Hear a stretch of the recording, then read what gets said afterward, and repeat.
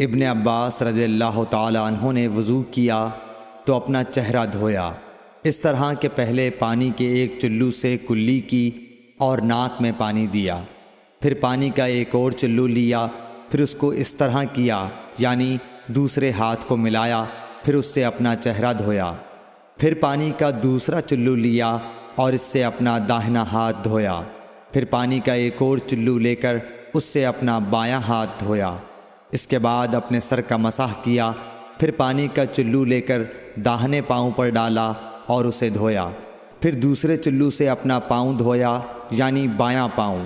اس کے بعد کہا کہ میں نے رسول اللہ صلی اللہ علیہ وسلم کو اسی طرح وضو کرتے ہوئے دیکھا ہے۔ صحیح بخاری حدیث نمبر 140۔ صلی اللہ علیہ وسلم نے فرمایا کہ جو شخص حدث کرے اس کی نماز قبول نہیں ہوتی جب تک کہ وہ دوبارہ وضو نہ کر لے۔ حضرموت کے ایک شخص نے پوچھا کہ اے ابو ہریرہ، حدث ہونا کیا ہے؟ آپ نے فرمایا پخانے کے مقام سے نکلنے والی آواز والی یا بے آواز والی ہوا۔ صحیح بخاری حدیث نمبر 135۔ رسول اللہ صلی اللہ علیہ وآلہ وسلم نے فرمایا کہ میری امت کے لوگ وضو کے نشانات کی وجہ سے قیامت کے دن سفید پیشانی اور سفید ہاتھ پاؤں والوں کی شکل میں بلائے جائیں گے، تو تم میں سے جو کوئی اپنی چمک بڑھانا چاہتا ہے تو وہ بڑھا لے، یعنی وضو اچھی طرح کر لے۔ صحیح بخاری حدیث نمبر 136۔ رسول کریم صلی اللہ علیہ وسلم سے شکایت کی گئی کہ ایک شخص ہے جسے یہ خیال ہوتا ہے کہ نماز میں کوئی چیز یعنی ہوا نکلتی معلوم ہوئی ہے۔ آپ صلی اللہ علیہ وسلم نے فرمایا کہ نماز سے نہ پھرے یا نہ مڑے جب تک آواز نہ سنے یا بو نہ پائے۔ صحیح بخاری حدیث نمبر 137۔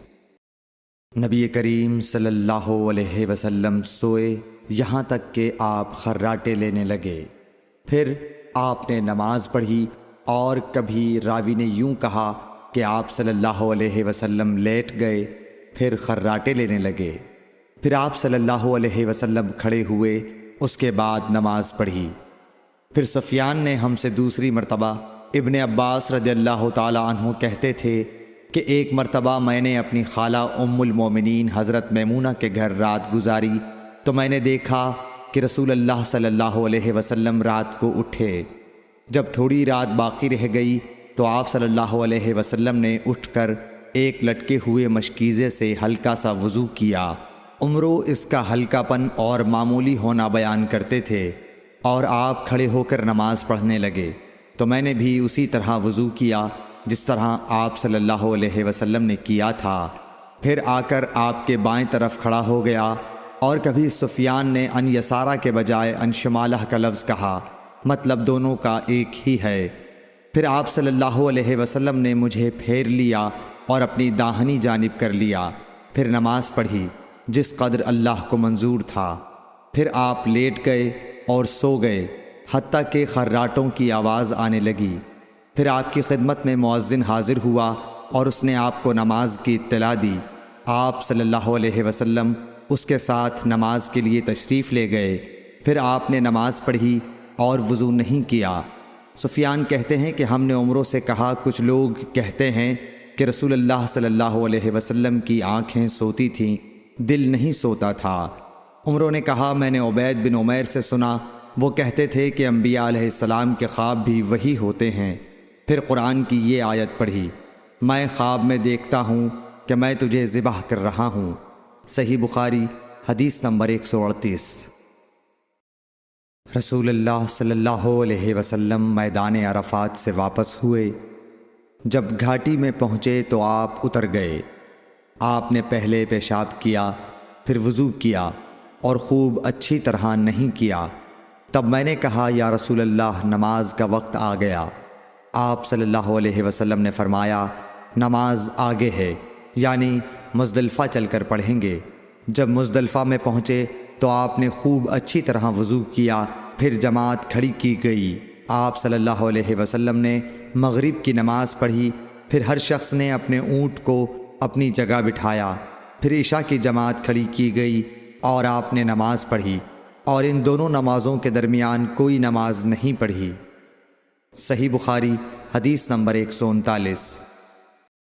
ابن عباس رضی اللہ تعالی عنہ نے وضو کیا تو اپنا چہرہ دھویا، اس طرح کہ پہلے پانی کے ایک چلو سے کلی کی اور ناک میں پانی دیا، پھر پانی کا ایک اور چلو لیا، پھر اس کو اس طرح کیا، یعنی دوسرے ہاتھ کو ملایا، پھر اس سے اپنا چہرہ دھویا، پھر پانی کا دوسرا چلو لیا اور اس سے اپنا داہنا ہاتھ دھویا، پھر پانی کا ایک اور چلو لے کر اس سے اپنا بایاں ہاتھ دھویا، اس کے بعد اپنے سر کا مسح کیا، پھر پانی کا چلو لے کر داہنے پاؤں پر ڈالا اور اسے دھویا، پھر دوسرے چلو سے اپنا پاؤں دھویا، یعنی بایاں پاؤں۔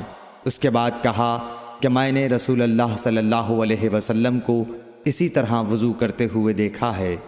صحیح بخاری حدیث نمبر 140۔ نبی اکرم صلی اللہ علیہ وآلہ وسلم نے فرمایا، جب تم میں سے کوئی اپنی بیوی سے جمع کرے تو کہے اللہ کے نام کے ساتھ شروع کرتا ہوں، اے اللہ ہمیں شیطان سے بچا اور شیطان کو اس چیز سے دور رکھ جو تو اس جمع کے نتیجے میں ہمیں عطا فرمائے۔